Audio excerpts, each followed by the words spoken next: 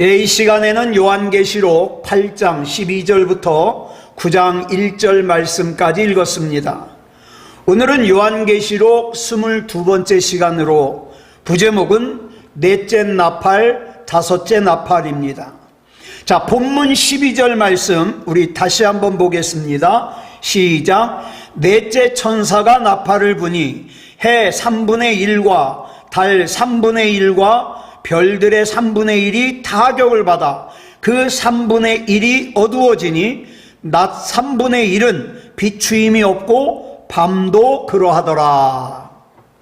여기서 타격이라는 단어가 나옵니다. 이 타격이라는 단어는요, 헬라어로 에페레게라 그러는데, 이 단어는 어떨 때 사용하느냐?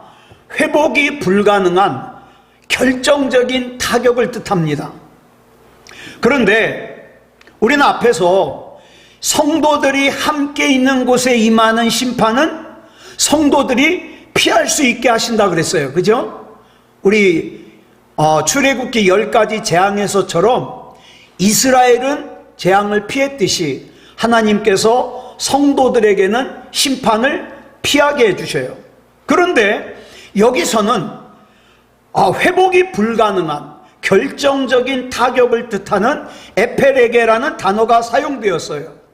그럼 이 안에는 성도가 있을 수가 없죠. 그러므로 이 심판의 대상은 성도들이 섞여 있는 대상이 아니라 불신자들, 예수님을 구주로 영접하지 않은 사람들만을 대상으로 하는 심판이라는 걸 우리가 알 수 있습니다. 그러면서 상징적으로 해, 달, 별이 심판을 받는다 그랬어요.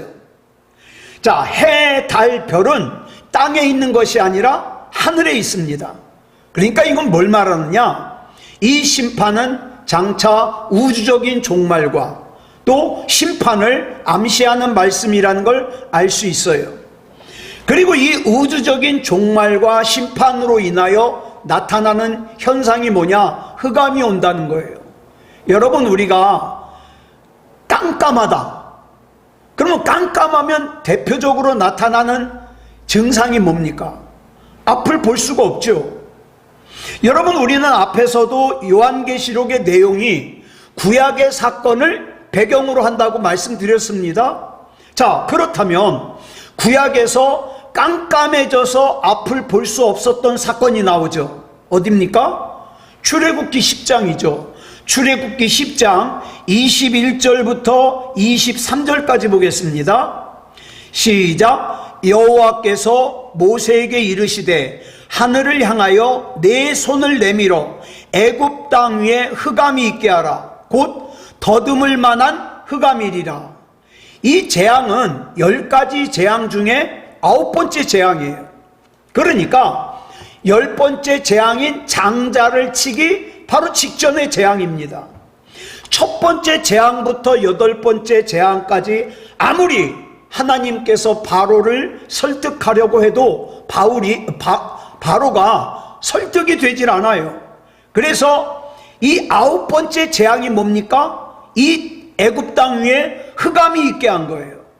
그런데 이 흑암이 넷째 나팔을 불 때 나옵니다. 그 다음 계속 볼까요? 시작. 모세가 하늘을 향하여 손을 내밀매 캄캄한 흑암이 3일 동안 애굽 온 땅에 있어서 그동안은 사람들이 서로 볼 수 없으며 자기 처소에서 일어나는 자가 없으되 온 이스라엘 자손들이 거주하는 곳에는 빛이 있었더라. 자, 보세요. 어디에만 빛이 있었다고요?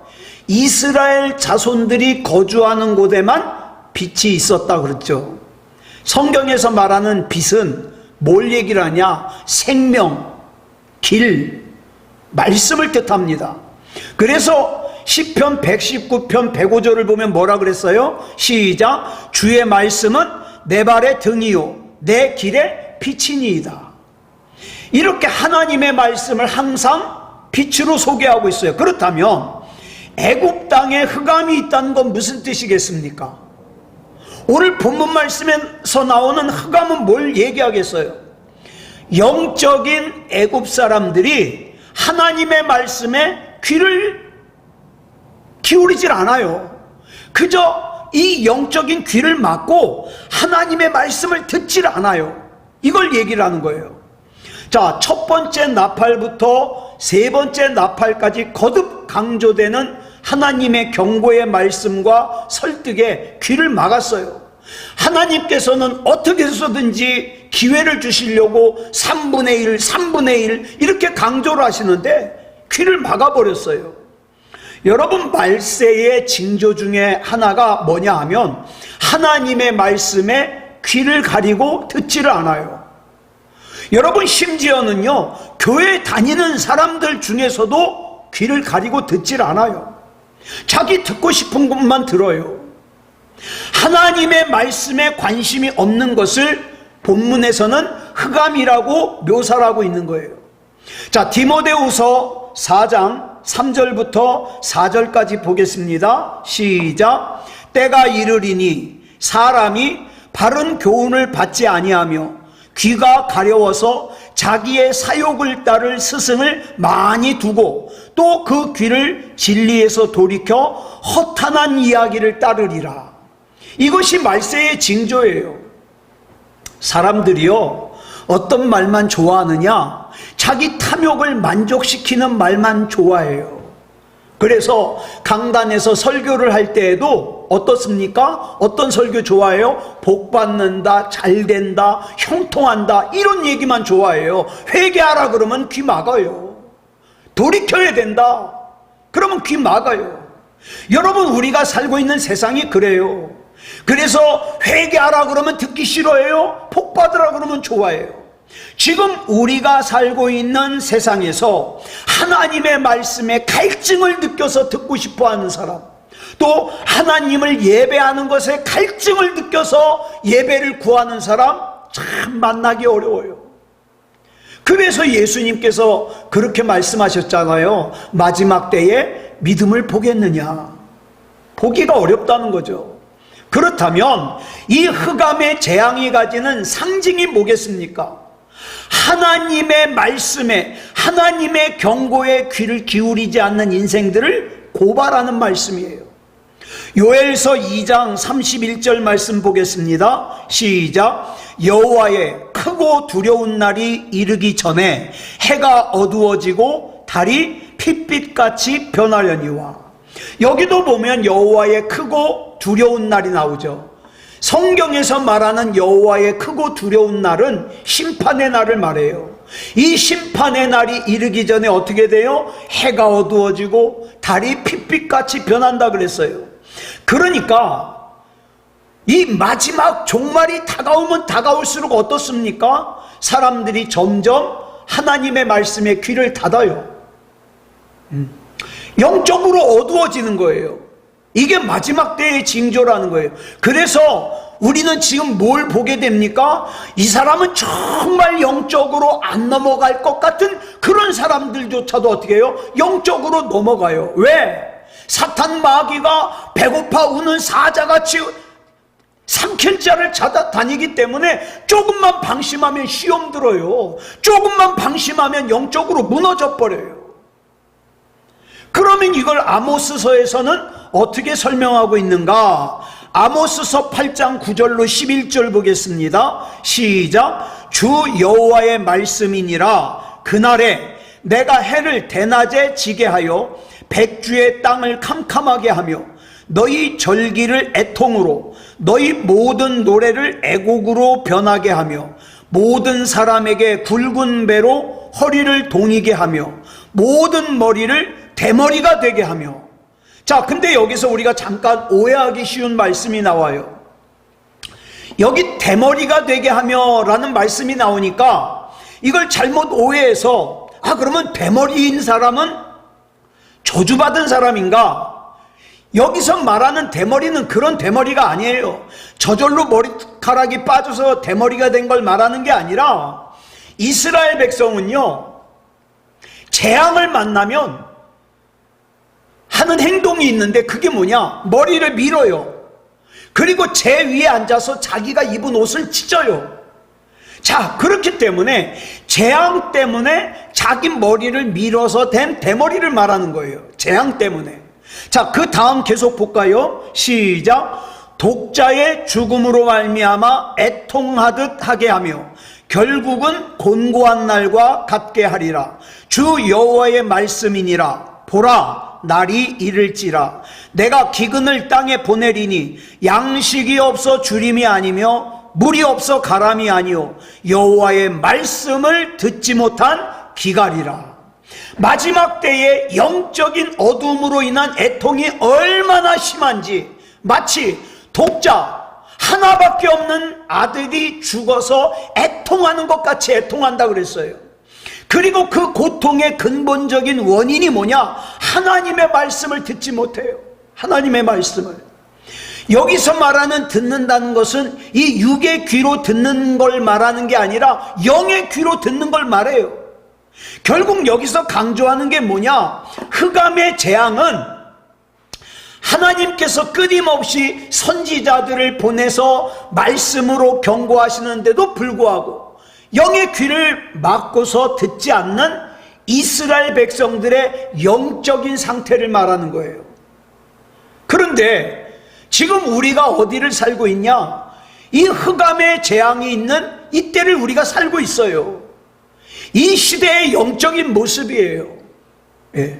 그러므로 이 말씀을 단순히 과거의 어떠한 특정한 사람들을 향한 말씀이라 이렇게 생각하면 안 되고 현재 나에게 하시는 하나님의 말씀이라고 생각해야 돼요. 그래서 더욱더 하나님의 말씀을 구해야 되고 하나님의 뜻을 구해야 되고 그렇게 살아야 돼요. 예를 들어 우리가 수박을 사러 가면 요즘에는 그렇게 파는 걸 못 봤는데 예전에는 어땠습니까? 수박을 칼로 삼각형을 탁 잘라가지고 어떻게 해요? 그 안을 보여주죠. 맛을 보게 해요. 자, 성경에 나오는 이스라엘의 역할이 뭐냐? 이 이스라엘 백성이 다른 민족보다 탁월하기 때문에 특별하기 때문에 하나님께서 선택하신 것이 아니라 바로 이 수박의 맛보기 부분이에요. 하나님께서 세상의 모든 인류를 대표해서 샘플로 이스라엘 백성을 정하시고 사람이 뭔지를 설명해 주시는 거예요. 죄가 뭔지를 설명해 주시는 거예요. 하나님께서 어떻게 구원하시는가를 설명해 주시는 거예요. 여러분은 아십니까?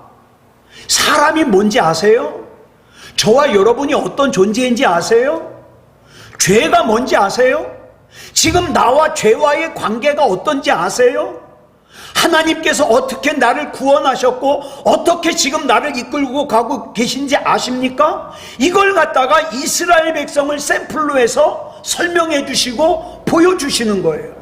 그래서 하나님께서 신명기 7장 7절에서 이스라엘을 택하신 이유를 이렇게 설명하셨잖아요. 시작. 여호와께서 너희를 기뻐하시고 너희를 택하심은 너희가 다른 민족보다 수요가 많기 때문이 아니니라. 너희는 오히려 모든 민족 중에 가장 적으니라. 하나님께서는 모든 민족 중에 가장 약하고 가장 수가 적은 이스라엘의 역사를 통해서 하나님의 구원을 설명하시는 거예요.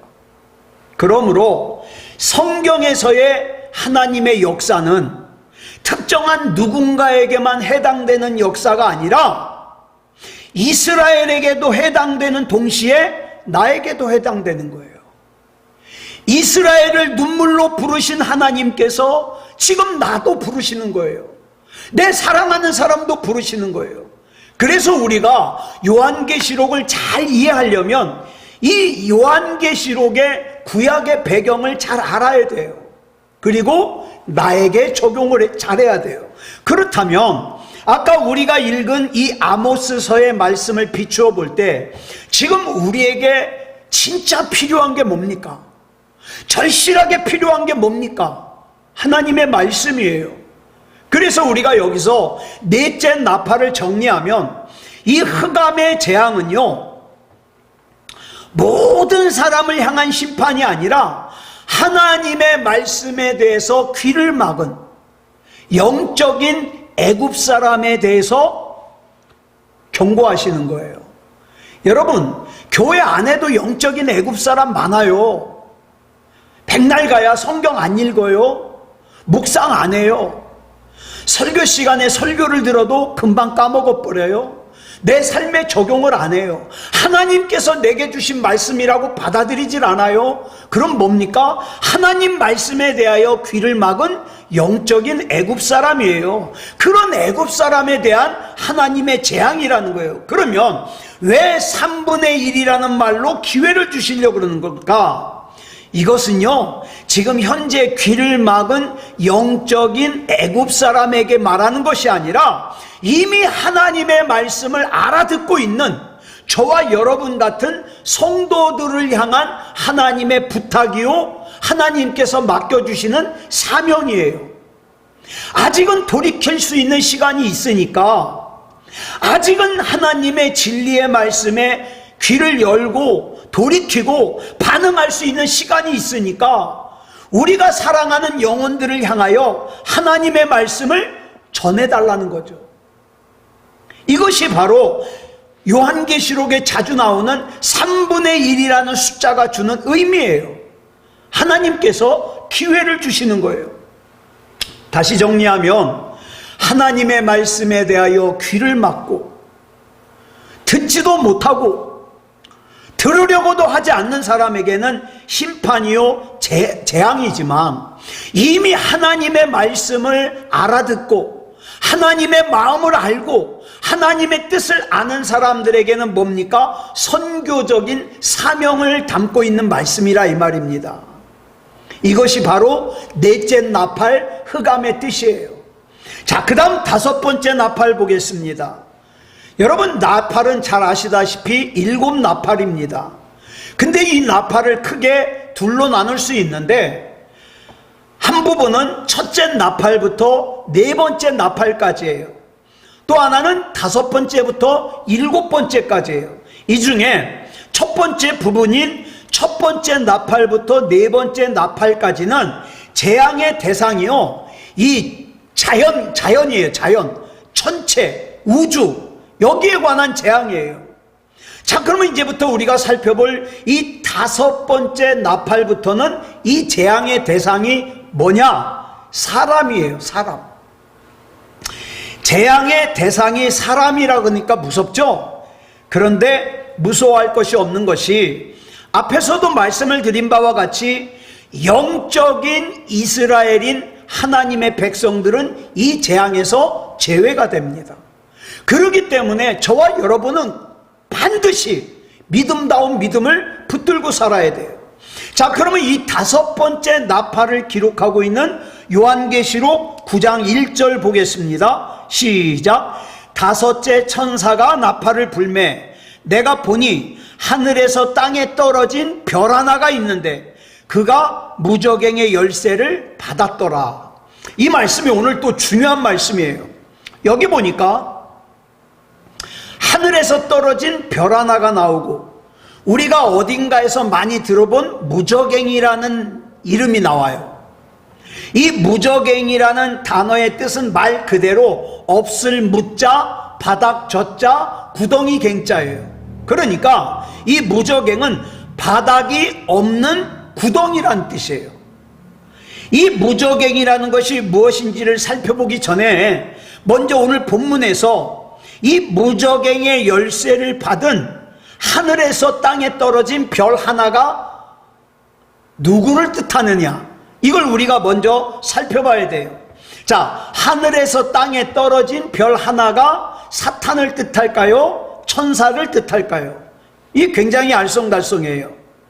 자, 그러면 우리가 지난 시간에 살펴본 이사야 14장 12절 말씀 우리 다시 한번 볼까요? 시작.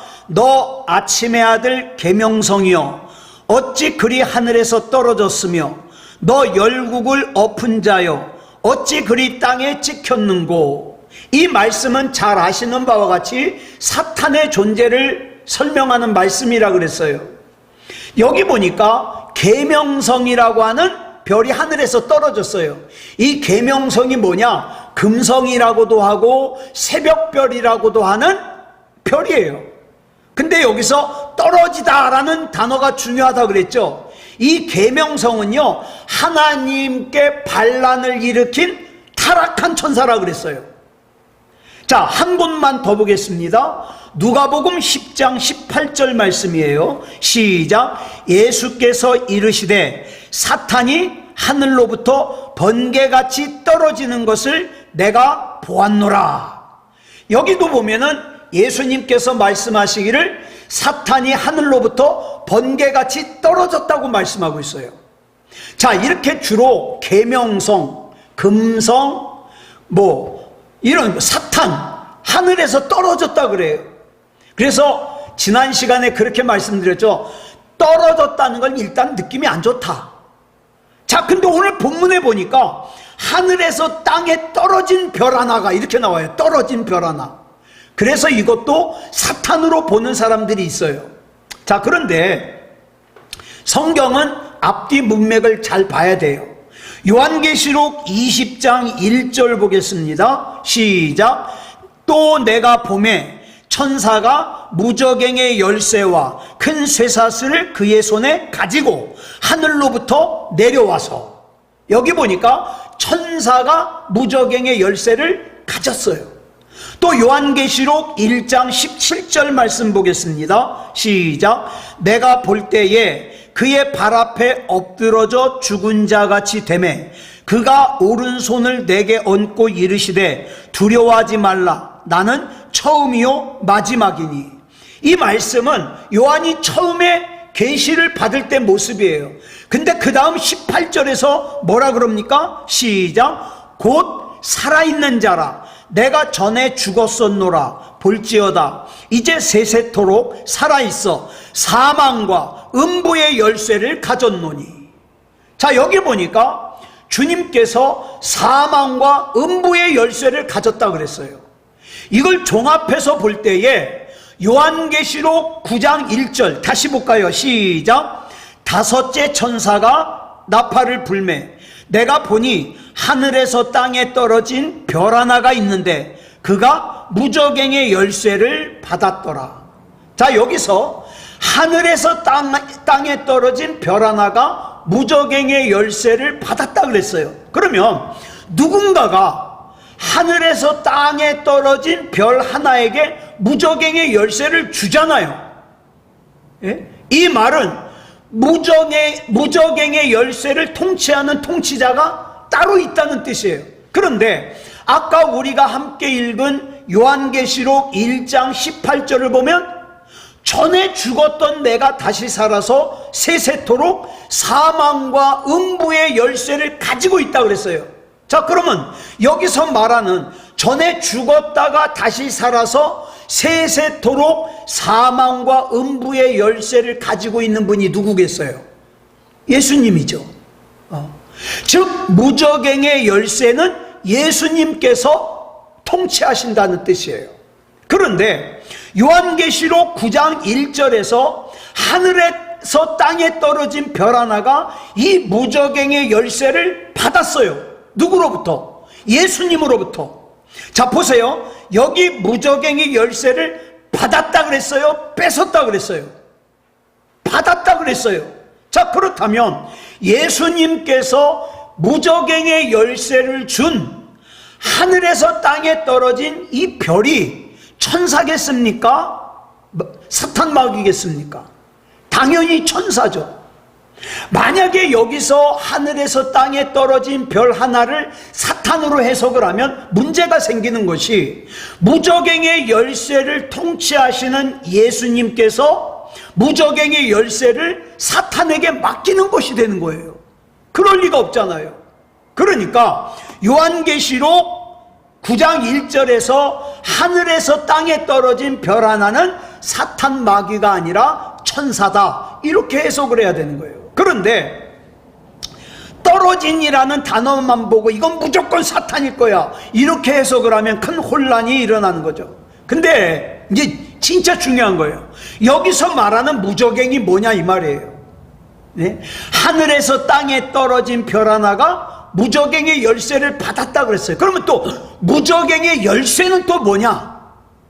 누가복음 8장 30절부터 31절까지 보겠습니다. 시작.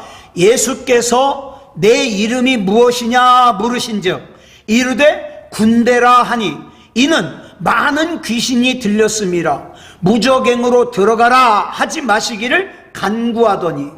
자, 이 말씀은 잘 아시는 바대로 거라사에서 사는 귀신 들린 사람에게 예수님께서 귀신을 쫓아내시는 내용이에요. 이 거라사에서 사는 귀신 들린 사람 안에 무슨 귀신이 들어가 있어요? 내 이름이 뭐냐 그랬더니 군대라 그랬어요. 군대. 여기서 나오는 이 군대라는 단어를 헬라어로 레기온이라 그래요. 근데 이 레기온이라는 단어가 로마 제국 안에 그 군대 편제 안에서 뭘 뜻하냐? 6,000명의 군대를 뜻해요. 6,000명의 군인들. 이 군대 편제를 레기온이라 그래요. 그러니까 여기서 지금 이 사람 안에 들어가 있는 귀신이 몇 마리예요? 6,000마리예요. 6,000마리. 6,000마리의 귀신들이 지금 거라사에서 살고 있는 이 사람, 귀신 들린 사람 속에 들어가 있는 거예요. 그러니까 자, 귀신이 6,000마리예요. 얼마나 힘이 세겠어요. 그러니까 이 세상에 그 어떤 것도 통제할 수가 없어요. 쇠사슬로 묶어놔도 끊어버려요. 예? 그 어떤 누구도 통제할 수가 없는 거예요. 그런데 이 귀신 들린 사람이 어디에서 살았나? 무덤 사이에서 살았다 그래요. 자, 그런데 이 사람에게서 예수님께서 귀신을 쫓아내려고 하니까 귀신 들린 사람이 31절에서 뭐라 그래요? 시작. 무저갱으로 들어가라 하지 마시기를 간구하더니. 이 말이 중요해요.